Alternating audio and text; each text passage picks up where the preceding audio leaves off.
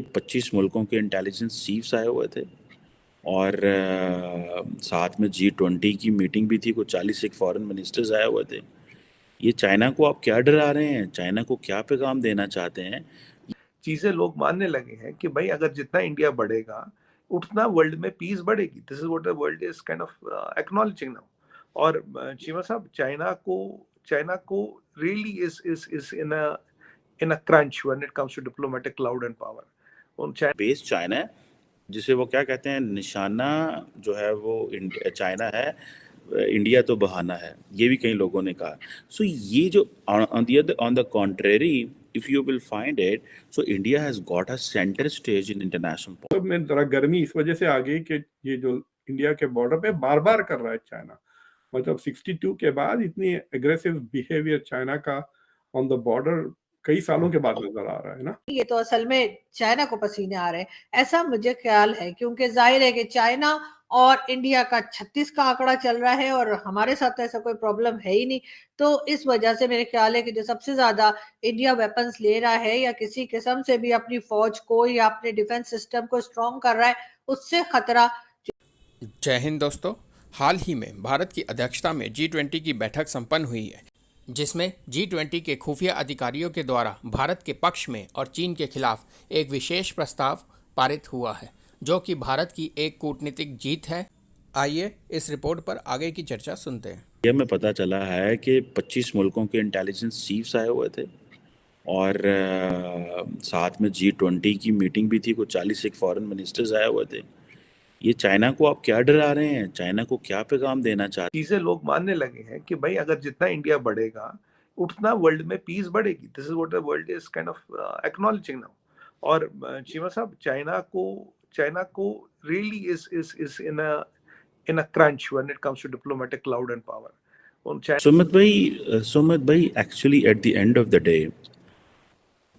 India जो है वो ये सारा कुछ करना चाह रहा है टू शोकेस इट्स पावर, कितना वाइब्रेंट है। और दुनिया की सारी बात है, that is all because of Indo Pacific की वजह से तब्दीलियाँ आ रही हैं। और ये कहा जा रहा है कि ये जितना इंटरनेशनल कम्युनिटी इंडिया के ऊपर बैंक कर रही है, दैट इज़ प्राइमरली जो लार्जर रीज़न है वो चाइना है। ठीक है, ये वो नहीं है अगर सप्लाई चेन भी मूव करनी है तो चाइना से मूव करके इंडिया ले जाओ।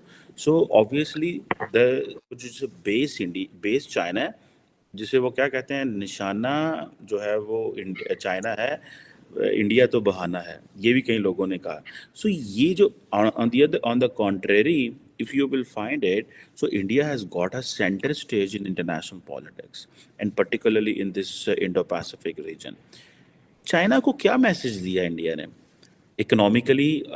कल अगले दिन मैं हिना रब्बानी खर, जो कि minister of state for foreign affairs हैं, हिना रब्बानी खर का कहना है कि जी दुनिया को जरा देखना चाहिए और थोड़ा सा तवज्जो देनी चाहिए कि जी आखिर भारत जो है, यानी कि हिंदुस्तान, वो इतने हथियार खरीद रहा है, को जो है वो रोकना चाहिए, नहीं दुनिया को, भारत को रोकना चाहिए कि वो इस तरह से हथियार ना खरीदे। लेकिन मैडम ये बताना भूल गई कि जी हमें तो उससे कोई खतरा नहीं है, ये तो असल में चाइना को पसीने आ रहे हैं, ऐसा मुझे ख्याल है, क्योंकि जाहिर है कि चाइना और इंडिया का 36 का आंकड़ा चल रहा है और हमारे साथ तो ऐसा कोई प्रॉब्लम है ही नहीं। तो इस वजह से मेरे ख्याल है कि जो सबसे ज्यादा इंडिया वेपन्स ले रहा है या किसी किस्म से भी अपनी फौज को या अपने डिफेंस सिस्टम को स्ट्रॉन्ग कर रहा है, उससे खतरा जो है वो चाइना को हो सकता है, पाकिस्तान को नहीं। लेकिन जाहिर है पाकिस्तान की तरफ से बात की गई है, तो हम अपनी दोस्ती बताना चाह रहे हैं चाइना के साथ। अब हर जगह यूएन में जाकर पाकिस्तान की बात करने के बजाय भारत की बात करना हमारी एक आदत सी बन गई है और एक तरीका बन गया है कि जाकर यूएन में ना तो पाकिस्तान की फूड शॉर्टेज पे बात होगी, ना इकोनॉमी पे बात होगी, ना एजुकेशन पे बात होगी, ना सिक्योरिटी पे बात होगी, जो कि हमें टीटीपी से मुसलसल अटैक्स किए जा रहे हैं। और जो पाक अफगान बॉर्डर पे जिस तरह के खतरात हैं, उसको छोड़कर बात की जाती है, भारत की बात की जाती है, बार बार हम इंडिया को घसीट के किसी ना किसी तरीके से ले आते हैं। लेकिन हिना रब्बानी खान ने ये नहीं बताया कि अगर भारत हथियार खरीद रहा है तो हमारे पेट में दर्द क्यों हो। तो में जरा गर्मी इस वजह से आ गई कि ये जो इंडिया के बॉर्डर पे बार बार कर रहा है चाइना, मतलब 62 के बाद इतनी एग्रेसिव बिहेवियर चाइना का ऑन द बॉर्डर कई सालों के बाद नजर आ रहा है ना। But India is still not very committed. India wants to keep it broader. ये इंडिया का इंटरेस्ट नहीं है कि अमेरिका को नंबर 1 रखे। इंडिया क्यों चाहेगा? India is talking about a polycentric world, multi polar world. ये सारे कोड वर्ड्स है to a world without America's domination. जब कहते हैं मल्टीपोलर वर्ल्ड, उसका मतलब ये है we don't want America to be the sole dominant pole in the world. तो इंडिया कह रहा है कि हमारे भी मसले हैं, उस पे भी बात करते हैं। हमारा इधर एक प्रॉब्लम है, व्हाई आर यू इग्नोरिंग उसको? आप उसके F-16 को सर्विस कर रहे हैं, हमारे लिए तो प्रॉब्लम खड़ा कर रहा है। So when India brings up the Pakistan issue, I have a feeling कि क्वाड की मीटिंग्स में थोड़ा डिफेंसिव हो जाता होगा America. Then Blinken now has to explain, but the majority lion share will come to us. China का एक time था, मैंने कहा ना चाइना ने गलती की है। मैं तो आपको पहले सवाल में यही समझा रहा था, चाइना ने एक गलती की है। जब चाइना का टाइम था उसने अपना सोचा, यूएस ने अपना सोचा, जापान ने अपना सोचा, एवरीबॉडी गेट्स अ विंडो। हम अपना नहीं सोच रहे, हम दुनिया का सोच रहे।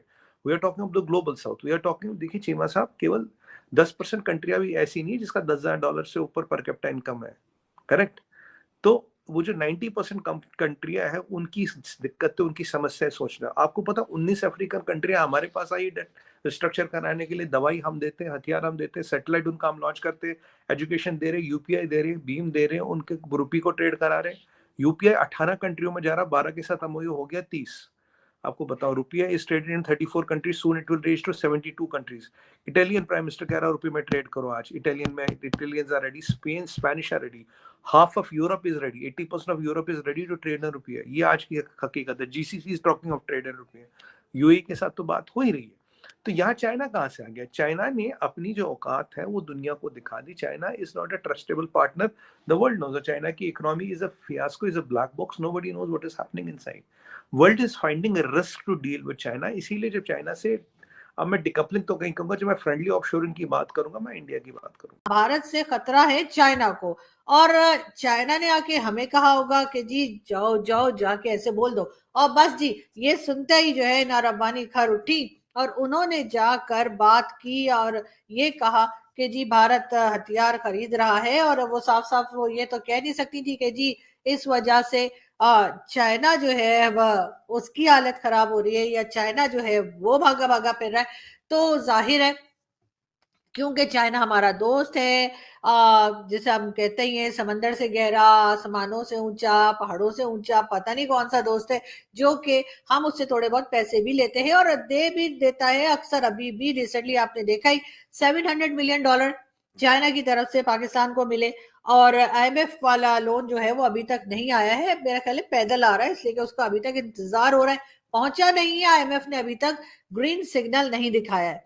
हाँ, मगर चाइना से फंड जरूर मिल गया है और उसके साथ ही जाहिर है हमने उनका नमक खाया है, तो हम उनका साथ भी देंगे। इसके साथ ही यानी कि वो फंड मिलने के बाद ही जो है वो ना रब्बानी खैर की